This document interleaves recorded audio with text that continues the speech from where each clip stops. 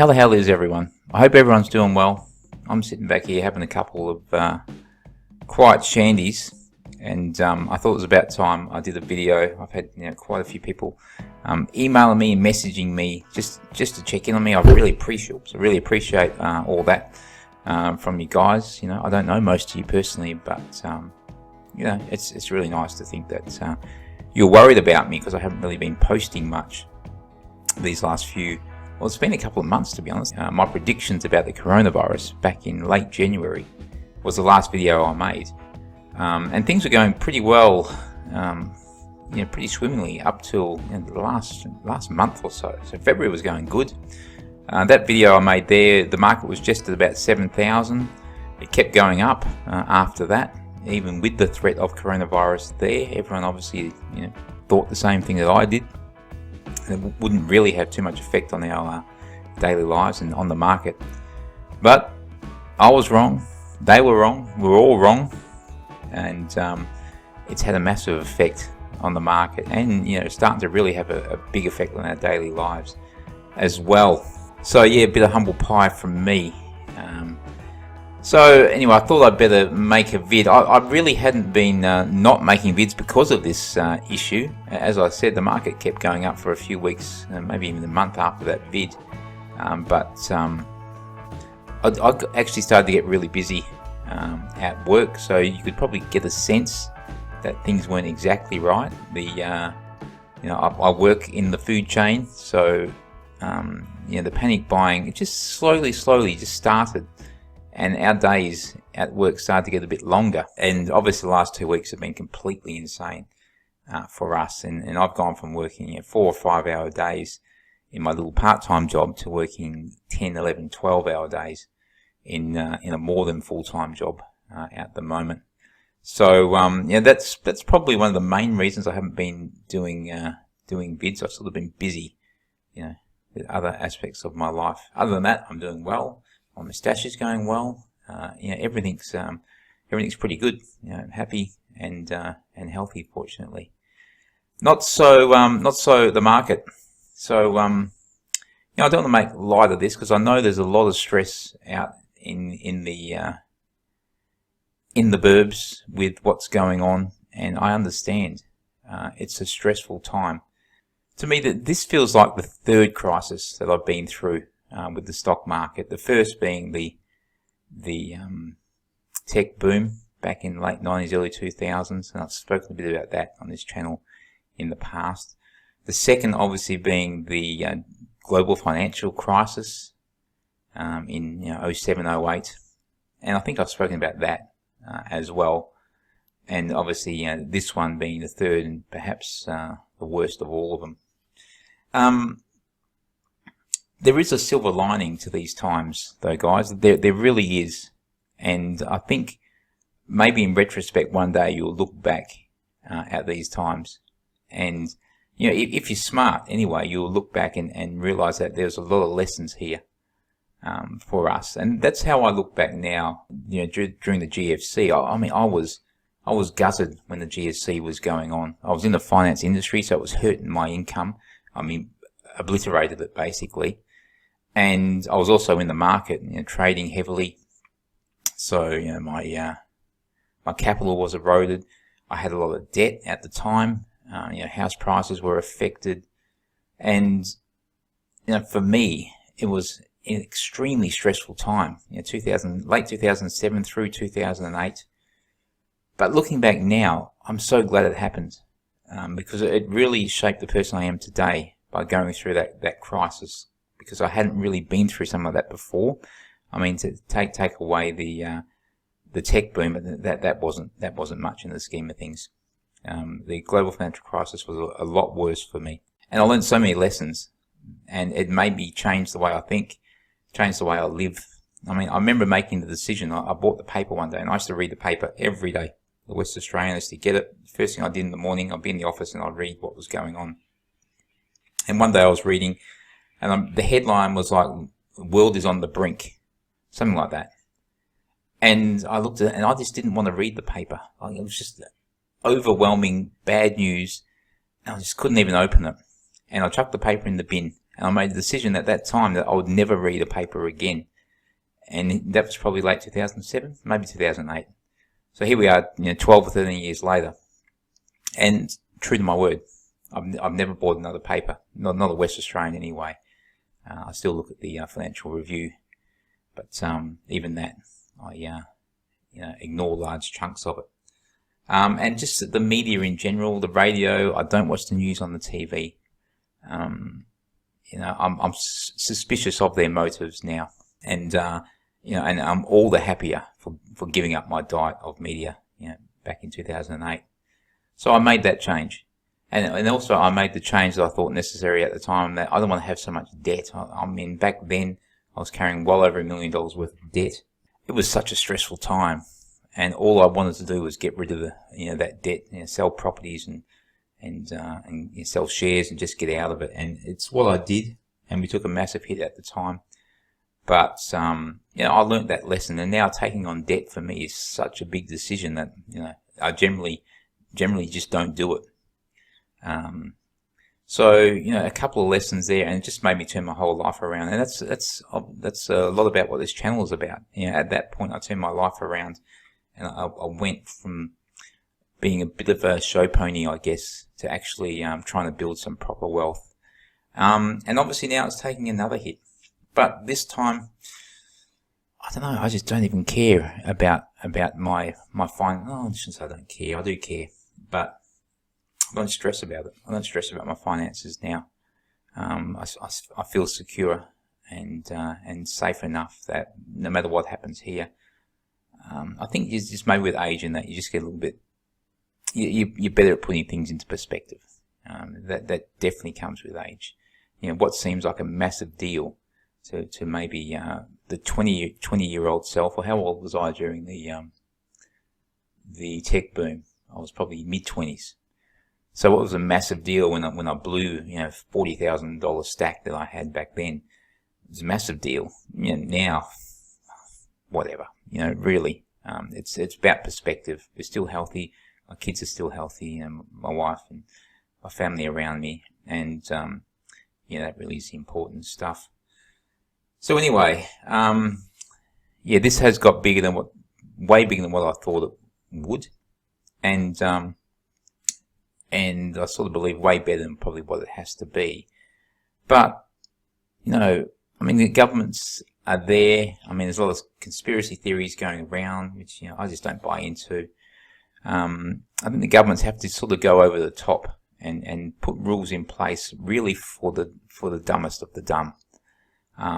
But if you're smart enough, you sort of work out what's necessary and what's not. I think that comes with a bit of wisdom as well. You look at things, you make your own assessments of things, and you put your own practices in place.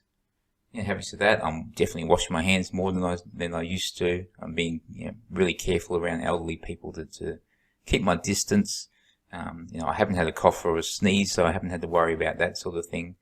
But just a few little practical steps that I think we all should probably do at this time. And I'm doing them, but I'm certainly not panicking about the situation. I'm not panic buying. Ooh, again. And I'm talking about panic buying. I find that interesting. People that are panicking. Excuse me, I am coughing. But have a drink. All this that's going on. There's a happy medium of how we should be reacting in this crisis, and let's call it a crisis. It is. Going and buying 50 packets of toilet paper is completely irrational.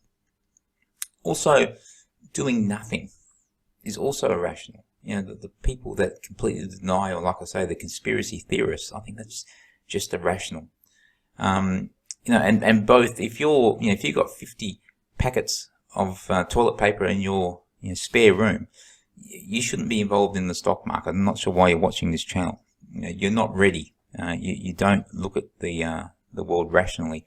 And again, as I said, if you're taking no care at all, then you probably shouldn't be buying shares either, because I don't think you're assessing risk properly. And that's what trading the stock market is about. There's that lesson. where you've got to look at risk. There's always risk, and you've got to look at it and you've got to assess it properly, and then put the right measures in place to minimize it, or to maximize your profits against that risk. I mean, that's really what wisdom is over time. You look at the situation and you take appropriate measures, and that's when you will be a good trader as well, because you're trying to assess risk and take the appropriate measures. Having said all that, I understand it's a stressful time, and if you're going through that, I'm not going to give you a palliative opinion to say everything's going to be okay, because I don't know that. But I just I want to sort of implore you just to put everything in context, and I can almost be certain that you'll get through this, and if you're smart, you'll come out wiser from it. Okay, having said all that, that was a bit of waffle, wasn't it? 11 minutes of, well, really? Can't believe that. Anyway, what I thought I'd do today, the fact that I haven't done a weekly vid for near on 7 or 8 weeks now, I thought I'd just take a look at the year. I recorded all the prices in an Excel spreadsheet from December, I think it was December 31st. It may have been, well, the last day of the trading year anyway. It might have been the 28th of December, whatever date. So I've got all that data, and just to compare it to Friday's closing prices, that would have been the 20th of March. And just to see what shares and what sectors have been doing well in comparison to what sectors and shares have been doing poorly. I'll get out of that. So what we will do, we will take a look at this spreadsheet, and I'll start from the bottom, and let's work our way up slowly.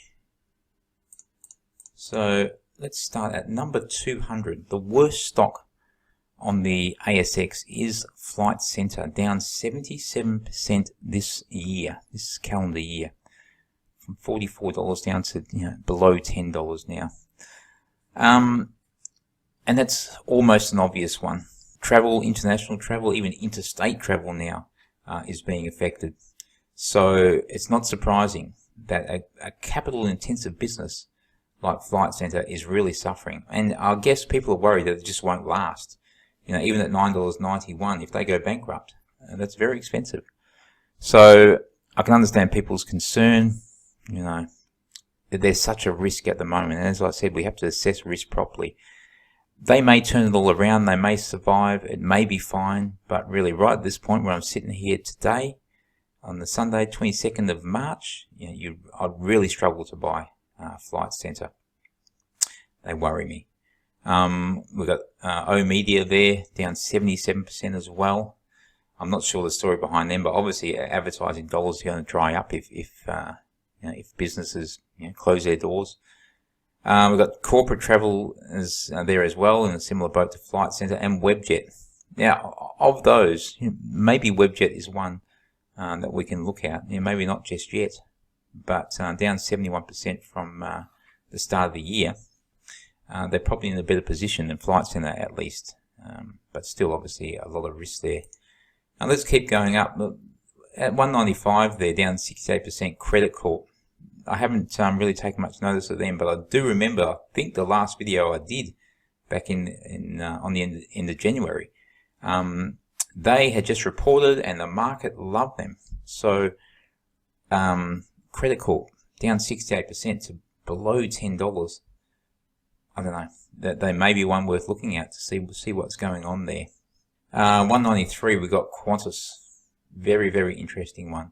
Now Qantas are a share that kill me a little bit, because I was looking at Qantas, I don't know, maybe 6 or 7 years ago when they were below $1. I think they were around 90 cents. And I'd made the decision I was going to buy Qantas. And for some reason, I don't normally do this, but I spoke to my brother about the purchase, and he talked me out of it, saying, the thing that got me is he said, Warren Buffett doesn't buy airlines. He does now, obviously, but back then he didn't. he was against them. They're so capital intensive. But anyway, they went from below $1 to, I don't know, did they reach 9? I can't remember what they reached in the end. But I watched them go up, and it hurt me all the way. But anyway, they're back down to $2.36, and they're one of those companies that I think will never, the government would not let go broke. So whether this is a good price to be buying them, that they may get cheaper, but is this a business in 5 years' time that we'll be looking back and saying, well, $2, will I buy? Maybe. What else we got there? Obviously, Gem down there, they're down 65%. The childcare mob, that's going to be hugely affected, perhaps, if there's a bit of a shutdown with parents staying home and looking after their kids. What else have we got? Let's keep going up. SCG is an interesting one. Centre Group. They actually, what was it, Friday or Thursday? I seen they had a massively good day, saying that they're going to look after their tenants. So yeah, but still down 57% for the year. As we go up, and keeping in mind that since the start of the year, the market's down from around about 7,000 at the start of the year down to about 4,800 now. So about 2,200 points, which is what, just over 30%. So all these stocks we're looking at down the bottom end of the top 200 have performed worse than the market. And look at that one there, 165 WiseTech, and one of my old favourites. I own some of these shares, $11.80. Obviously, their market is going to be decimated, transporting stuff around the world. So it is going to be affected, but is $11.80 a cheap price once we're through this crisis? Perhaps. What else we got? Let's keep going up, take a look. Main Pharma there, down 44%, 24 cents. Sydney Airport, $4.86, down 43%. Let's keep going up. Treasury Wines, another one of mine, down 40%. It looks incredibly cheap at these prices, but obviously things are different now. The market, Chinese market, has been affected greatly. But I must admit, I do like them at that price. Another one I own, ABC, down 38% on the year. I guess now we're getting towards, there's Seek at $14.52. I mean, obviously things have changed there. The job market has changed, but, there are a lot of people hiring. You'll see, as we get towards the top here, you'll see the companies that are actually doing well, and they are hiring. So perhaps Seek, may not be as badly affected as what we think, perhaps.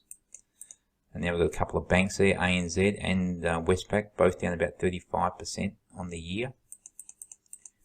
There's Bendigo there as well. Harvey Norman down 33%. See, what we're getting into now are stocks around this area that have fallen in line with the market at least, down around 30%. Well, we've got BHP there, down just on 30%, which is pretty much what the market has done so far this year. Obviously, it went up and then down, but from the start of the year to now, it's down about 30%. Ramsay Health down 30%. IAG there. Cochlear, another interesting one, down near enough to 29%. Newcrest, the gold stock, down 28%. REA, one of my favourites, down 27%. That just looks very juicy at those prices. I mean, obviously now it doesn't, but if things do get better and the world does return to normal, which I believe it will, perhaps we'll be looking at those prices and thinking we should have bought more. JB Hi-Fi there, down 26.79%. CBA holding up not too bad, down 25% on the year. What else have we got? Fletcher Building down 22. Wesfarmers down 20%. That's interesting. Obviously they don't own Coles anymore, so let's have a look where Coles are in the scheme of things. They're probably kicking themselves they sold Coles at this stage. As we get closer, and look there at 33, Telstra down 13%. That's outperformed the market by quite a lot. It's an interesting one at the moment, Telstra. and I actually don't mind it. And it's a stock I've just never even looked at for a long time, but yeah, times have changed. Brambles, their BXB, a big company in the ASX top 20. It's probably the best performing. I know Woolies would be up there, but you know, down 12%, not too bad, all things considered. There's Domino's down 9% on the year. Okay, we're getting close to the top. What else we got there? Technology One down 9%. ASX itself down 8%. We've got a few gold stocks there in Northern Star and Evolution down 5% and 4%. FMG, look at that. Only down 3% on the year. That's done really well. Bega. So we're getting towards you know, a couple of the industries that are doing well. You know, down 2% on the year. Bega. Grain Corp there. CSL, what a company. Down 1% on the year. Let's look towards the top 10. Okay, so we actually got some green. So there are actually 12 companies this year that are in the green, despite what's been going on. Despite the market being down 30%, there's 12 companies that aren't down. They're actually up. Woolworths there, up 3.62%. What else we got? Coles. Of course, they're busy as. You come to your local Coles, there are people everywhere. Up 13%. A2M, up 13% as well. Elders, of course, beef producer, up 17%. Costa Group, another food producer, up nearly 20%. Fisher and Paykel, up 22%. And taking the #1 position for the year is Metcash, up nearly 25%. So you can see there that the food chain stocks are doing well, and a few of the health stocks as well are doing well, and a few of the technology stocks as well. That's interesting that they're not being affected by this downturn, because people are still going to use their internet and associated things.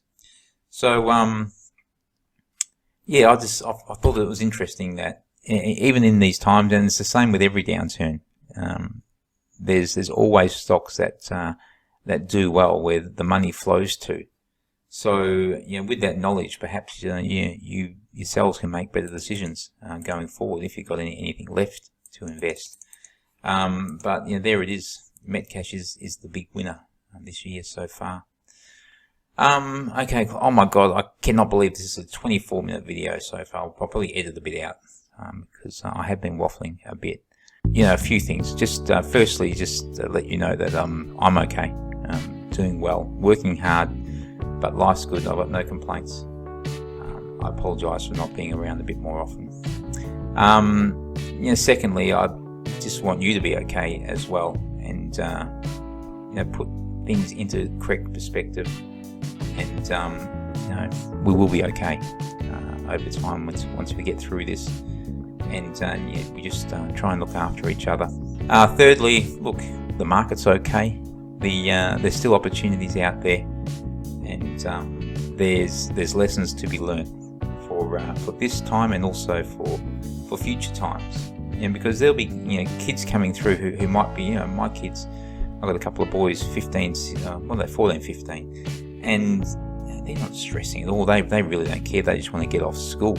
So they don't know anything about this, so they're not following the market or watching the news, or really they're playing their video games and watching TikTok, whatever they do.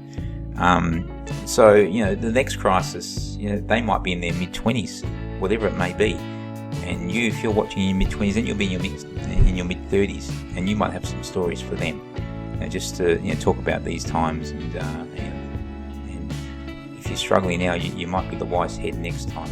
And I better leave it all there for now, guys. Thanks for watching. Chins up. We're all good. We'll get through it, and better days are ahead.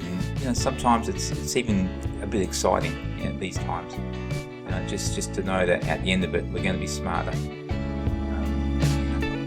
It's a good thing. No worries, guys. Thanks for watching. I'll talk to you hopefully soon.